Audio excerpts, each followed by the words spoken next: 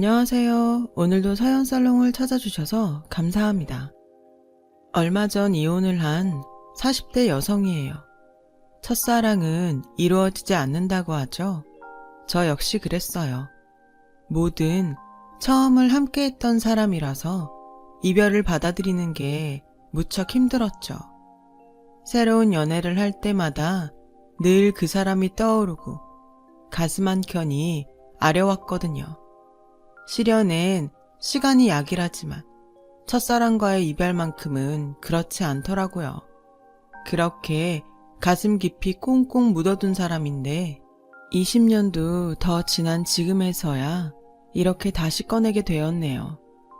첫사랑과 만난 건 20살 봄이었어요. 예고 음악과를 졸업한 저는 97학번으로 대학에 들어갔죠. 벚꽃이 흩날리는 대학 교정은 눈부시게 아름다웠고 그래서 다들 들떠 있었어요. 지난 12년 동안 대학 입학만 바라보고 죽어라 공부했던 학생들은 자신들을 옥죄던 족쇄를 풀고 나온 죄수들처럼 온몸으로 자유를 만끽하는 것 같더군요. 마치 청춘의 특권인 것처럼 말이죠. 저도 그런 분위기에 휩쓸려서 허공에 붕 뜬 기분으로 신입생 시절을 보냈어요. OT 때 친해진 친구들 몇 명과 몰려다니며 레슨도 빼먹고 소개팅에도 나갔고 10cm 가까운 힐을 신고 귀도 뚫고 반지에 목걸이까지 하곤 홍대 클럽에서 밤새도록 춤추고 놀기에 바빴어요. 지금 생각해도 그땐 참 철이 없었어요.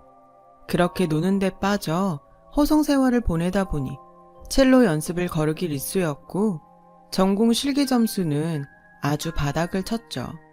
애초에 첼리스트가 되겠다는 꿈도 없었고 오로지 부모님 성화에 대학에 들어가는 것만 생각하고 살았던지라 어쩌면 당연한 결과였는지도 몰라요. 하지만 부모님 생각은 저와 달랐죠. 특히 저희 엄마가요. 너 예고 3년 다니는 동안 네 뒷바라지 하느라 얼마를 썼는지 알아? 모르긴 해도 집 한 채 값은 날렸을 거다. 그렇게 돈 쳐들여 대학 보내놨더니 연습도 안 하고 춤이나 추러 다녀. 네가 제정신이니? 내가 이 꼴 보자고 이날 이때까지 죽어라 딸년 뒷바라지를 했는 줄 알아. 그렇게 놀고 싶으면 앞으로 네가 벌어서 네 돈으로 놀고 다녀. 엄마는 결국 제 용돈을 끊었어요. 돈 있는 부모 밑에서 태어난 덕에 그동안 돈 아쉬운 줄 모르고 살았던 저에게는 청천벽력 같은 일이었죠. 수중에 돈이 떨어지니 가장 큰 문제는 학교에 가는 일이었어요. 매번 엄마가 차로 학교까지 데려다 주시거나 택시를 타곤 했는데 제 등치만한 첼로를 들고 지하철을 탈 생각을 하니 한숨부터 나오더라고요. 그날도 하드 케이스에 담긴 첼로를 메고 학교에 가는 길이었어요. 그날따라 전철 안에 사람이 가득해서 케이스를 챙기랴 흔들리는 전철 안에서 중심 잡으랴 정신이 하나도 없었죠. 그런데 다행히도 제 앞에 앉아 계시던 아주머니가 자리에서 일어나지 뭐해요. 저는 이게 웬 떡이냐 했죠. 바둥거리며 케이스를 옆으로 돌리고 막 자리에 앉으려는데 글쎄 제 뒤에 있던 남자가 저를 밀치고는 그 자리에 낼름 앉지 뭐해요. 그 바람에 저는 악기 케이스를 끌어안은 채 그대로 바닥에 엎어지고 말았죠. 순간 사람들 시선이 제게 쏠렸어요. 저는 너무 창피해서 아픈 건 둘째치고 스프링처럼 벌떡 일어났어요. 그런데 이 와중에도 저를 밀친 남자는 아무 일 없다는 듯이 눈을 지그시 감고 자리에 떡하니 앉아있지 뭐예요.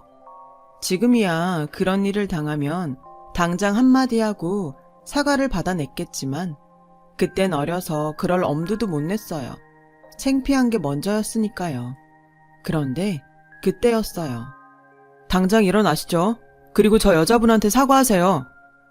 제가 앉으려던 자리 옆에 앉아있던 스포츠 머리 남자가 저를 밀친 남자한테 소리를 치더라고요. 남자가 돼서는 힘을 그런 데 씁니까? 자는 척 하지 말고 당장 일어나라고요. 스포츠머리 남자는 소리를 높였어요. 그러자 주위에 있던 아주머니들까지 합세해 남자를 몰아세웠죠. 이 총각 말이 맞네. 이봐요. 얼른 일어나요. 사람이 염치가 있어야지. 아, 뭐해요? 당장 안 일어나고. 상황이 이렇게 되자 결국 남자는 자리에서 일어났어요. 그리고는 창피한지 얼른 다른 칸으로 도망치듯 가버리더라고요. 그제야 저는 자리에 앉을 수 있었어요. 그런데 기분이 좀 그렇더라고요. 이 난리를 치고서야 자리에 앉아 가게 된 상황이 너무 구차하게 느껴졌거든요. 야박하게 단숨에 용돈을 끄는 엄마도 야속하고 자리에 앉아가겠다고 무거운 첼로 케이스까지 들고 덤벼들었던 제가 너무 구질구질하게 느껴지더군요. 그래서 고개를 들 수가 없었어요. 그저 눈물만 뚝뚝 흘리고 앉아있는데 글쎄 옆자리 스포츠머리 남자가 가방에서 모자를 꺼내더니 제 머리에 푹 씌워주지 뭐예요. 제가 의아한 표정으로 쳐다보자 남자는 제게 조용히 그러더라고요. 그쪽 위에서 이러는 거 아니에요. 상황을 모르는 사람들이 보면 마치 내가 그쪽을 울린 것처럼 보일까봐 그게 싫어서 그러는 거예요. 그러니까 그냥 쓰고 있어요. 다들 짐작하시겠지만 저는 그때 이 남자한테 반해버렸어요.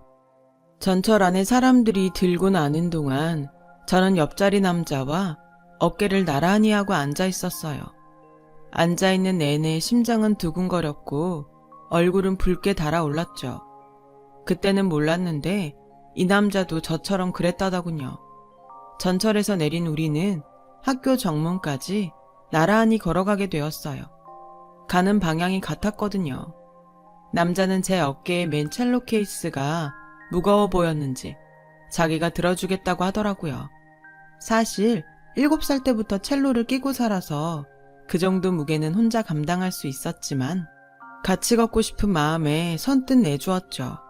알고 보니 남자는 저와 같은 대학 97학번 수학과 학생이더라고요. 학교까지 걸어가는 동안 남자는 제게 화음과 피타고라스 정리의 연관성에 대해 설명해 주었어요. 그리고는 결론은 수학과 음악은 깊은 연관이 있다는 거죠. 그런 의미에서 음대생인 영은 씨랑 수학 전공인 저도 연관이 있지 않을까요? 그러니까 우리 사귈래요?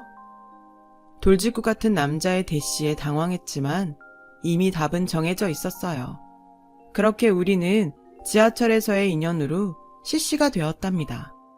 남자친구랑 같은 학교에 다니니까 학교 가는 게 그렇게 즐겁더라고요.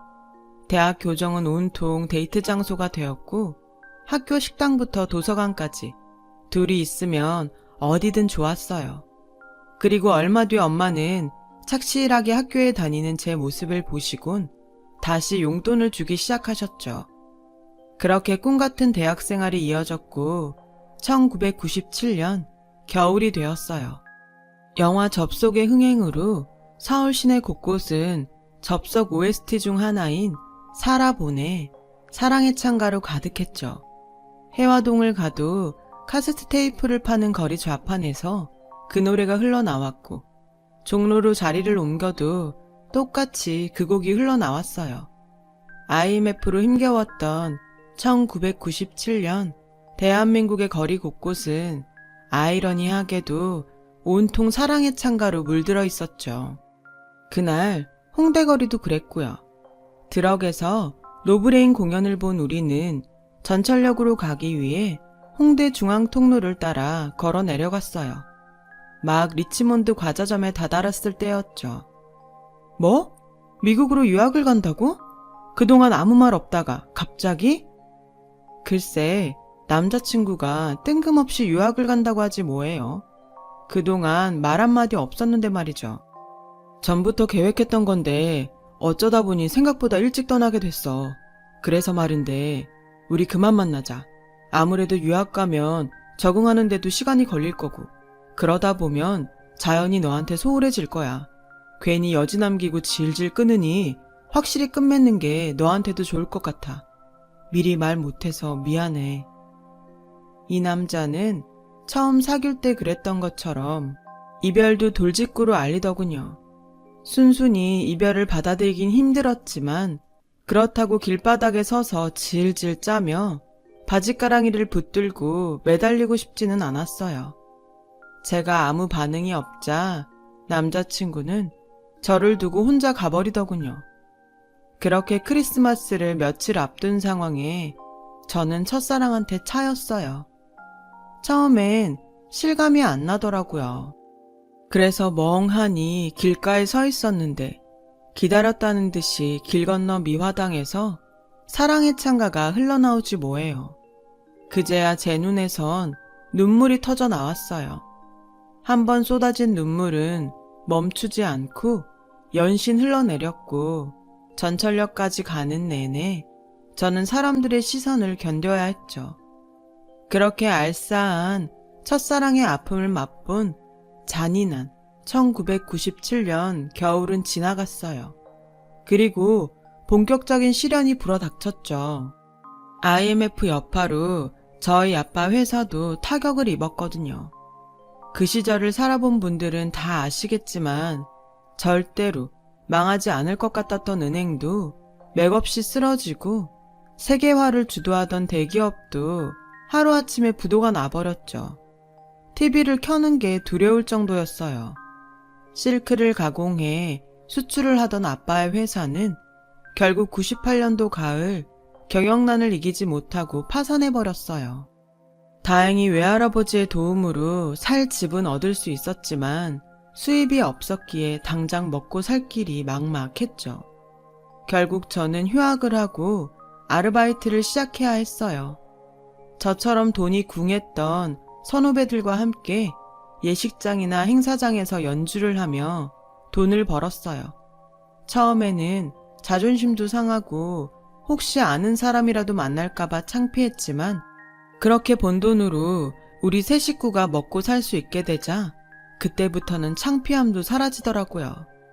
돈 잡아먹는 귀신에서 하루아침에 소녀 가장이 되니 기분이 묘했어요. 그 무렵 아빠는 아는 분이 하는 회사에 출근을 하게 되셨어요. 일종의 얼굴마담 같은 역할이었죠. 이사라는 직함은 얻었지만 솔직히 아무 권한도 없고 벌이도 안 되는 자리였어요. 게다가 언제 잘릴지 모르는 자리라서 엄마는 서둘러 제 혼처를 찾기 시작했죠. 그나마 그런 직함이라도 달고 있을 때 결혼을 해야 하객도 있다면서요. 그렇게 만나게 된 사람이 바로 얼마 전 이혼한 제 남편이에요. 시댁은 꽤 돈이 있는 집안이었어요. 나중에 안 사실이지만 시어머님이 명동에서 사채업을 하시면서 IMF 때 큰 돈을 버셨다고 하더라고요. 사채업을 관두고 사업체를 차린 후로는 이미지 변신을 꾀하는 중이었죠. 그래서 있는 집과 사돈을 맺어보려고 마담 뚜한테 부탁을 했던 모양이에요. 그런데 그게 잘 안 됐던 거죠. 하나뿐인 외동아들이 하도 사고뭉치라 고등학교도 졸업을 못했거든요. 결국 어지간한 집안에선 다 퇴짜를 맞고 사업 실패로 껍데기만 남은 저희 집까지 차례가 오고 만 거죠.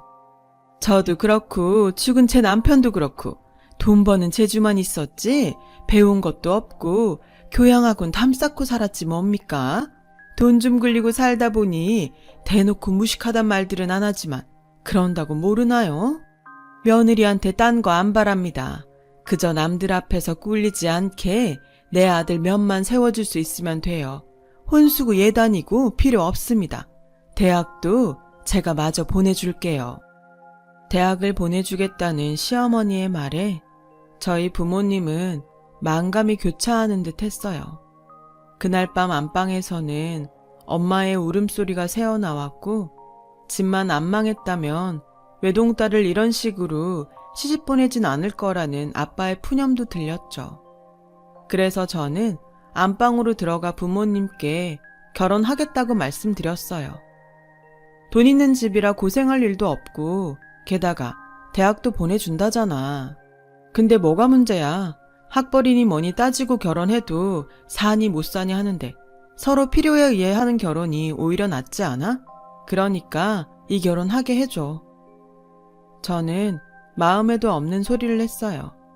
지금까지 저한테 모든 걸 쏟아붓고 사신 분들인데 더 이상은 저로 인해 걱정 끼쳐드리고 싶지 않았거든요. 결국 부모님은 제 뜻에 따라주셨어요. 남편과는 주말에 처음 만나게 됐죠.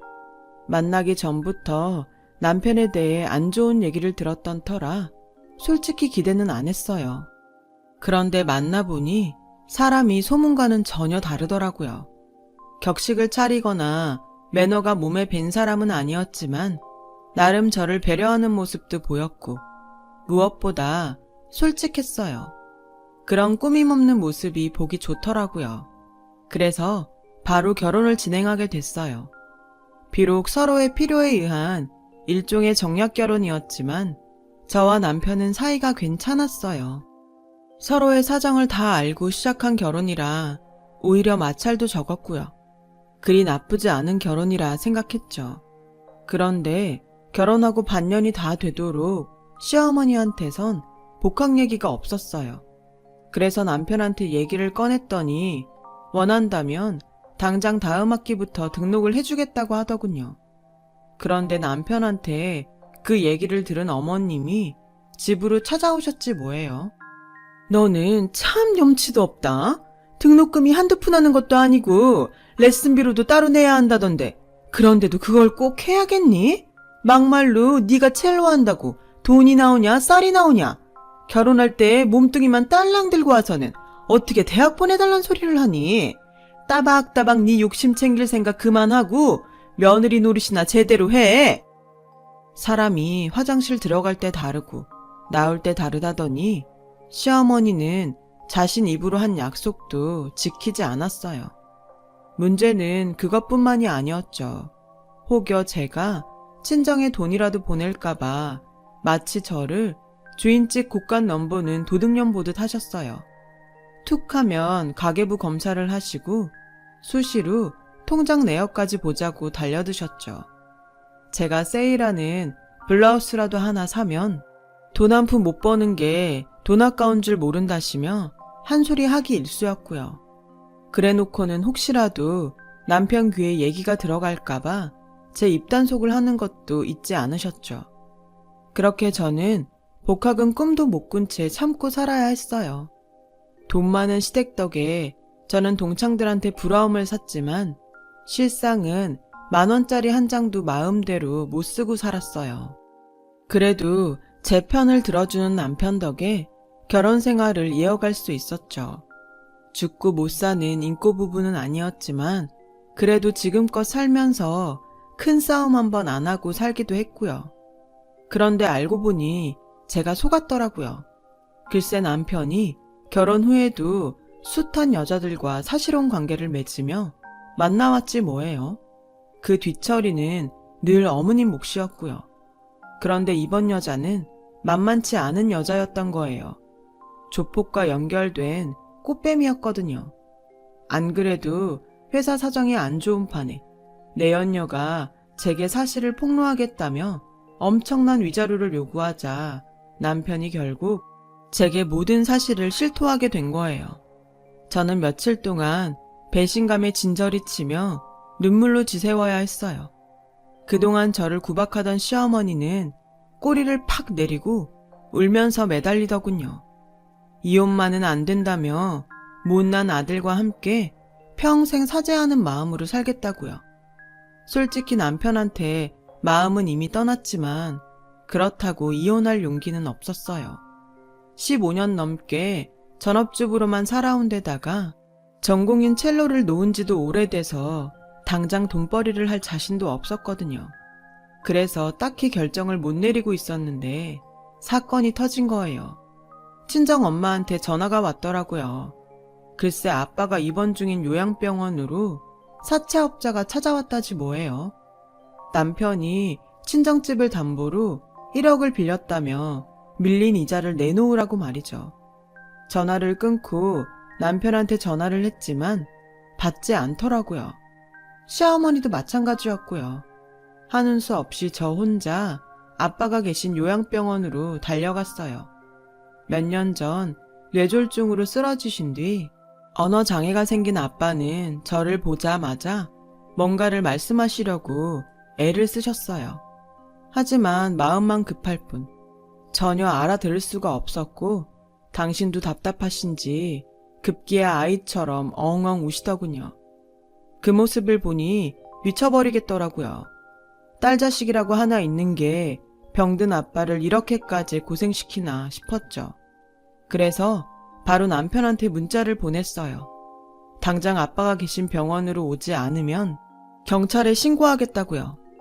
문자를 확인했는지 1시간쯤 지나자 남편이 시어머니와 함께 왔더라고요. 그런데 이 모자가 실성을 했는지 엎드려 빌어도 모자랄 판에 오히려 큰 소리를 치지 뭐예요. 그간 사위덕 보고 사셨으면 이 정도는 해줄 수 있는 거 아닙니까? 우리 애가 뭘 그리 잘못했습니까? 사업을 하다 보면 어려울 때도 있고 이럴 때 처가덕도 좀 볼 수 있는 거 아니에요. 그깟 1억 가지고 경찰에 신고를 하니마니 지나가던 개가 없겠습니다. 얘, 너도 그렇다? 이날 이때까지 누가 널 먹이고 입혔니? 그거 다 내 아들이 벌어온 돈으로 한 거야. 쫄딱 망한 이 부모가 못한 거 내 아들이 했다고. 고마운 줄 모르고 어디서 까불어? 불과 며칠 전까지 이혼은 안 된다고 싹싹 빌던 시어머니는 완전 안면 몰수하고 달라진 모습으로 말도 안 되는 소리를 떠들어댔어요. 그걸 지금 말이라고 하세요? 그깟 1억이요? 그 집 우리 부모님 전 재산이에요. 그걸 말도 없이 사채업자한테 담보를 잡혀놨다는데 어떻게 가만히 있어요? 그리고요 어머님, 저요 이날 이때까지 어머님이랑 저 사람 비위 맞춰가며 밥하고 빨래하고 어머님 기사 노릇까지 하며 살았어요.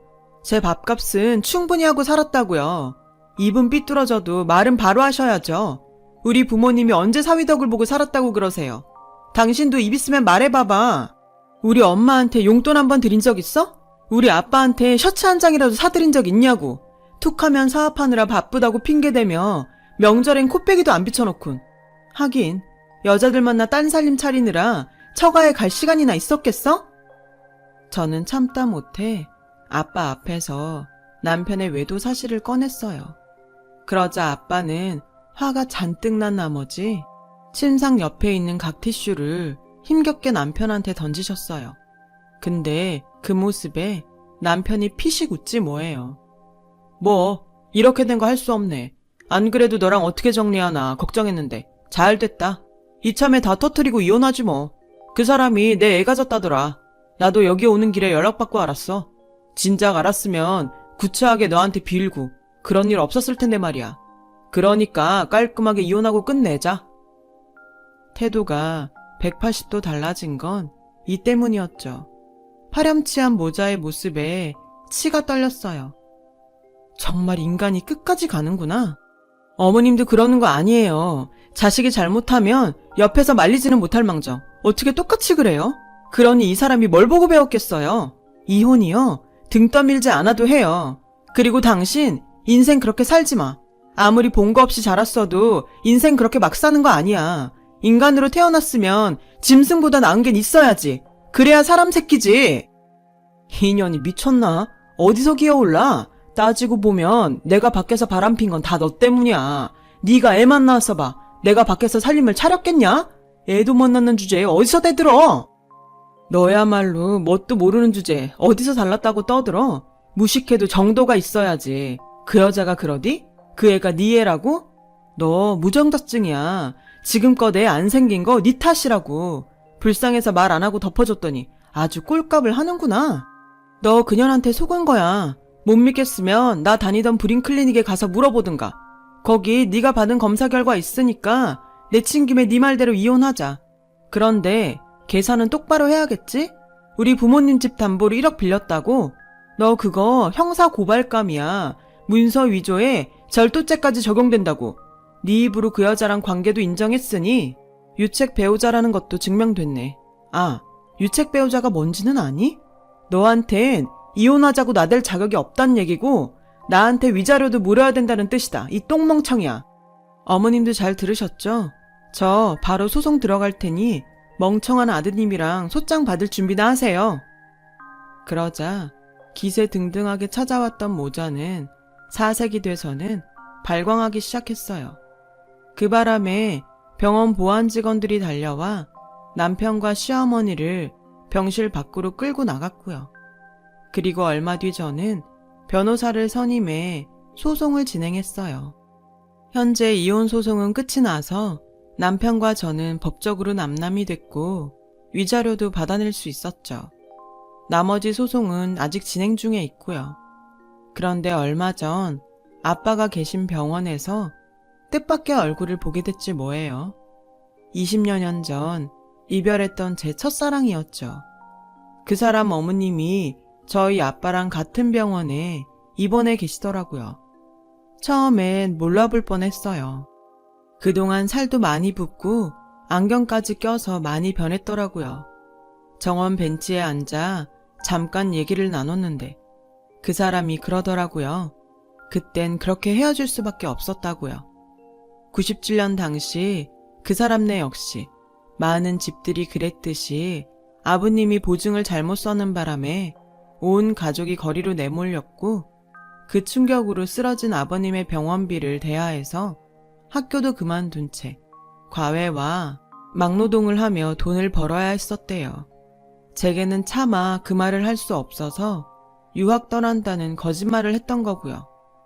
그 얘기를 하면서 눈가가 촉촉해진 그를 보니 저 역시 눈물이 나더군요. 그 힘든 시간을 어떻게 넘어왔을지 알 것 같았거든요. 저 역시 겪어온 일이니까요. 우린 짧은 만남을 끝으로 작별 인사를 하고 헤어졌어요. 집으로 돌아오면서 그런 생각을 했어요. 이제야 비로소 진짜 이별을 한 것 같다고. 이제라도 제 첫사랑이 아련하고 아름다운 기억으로 남을 수 있어서 다행이라고 말이죠. 이렇게 파란만장한 일들을 겪고 나니 인생과 인연이란 게 참 희한하고 신기한 거구나 생각하게 되더라고요. 함부로 맺어서도 안 되는 거고요. 인연에 의해 인생의 많은 부분들이 만들어지니까요.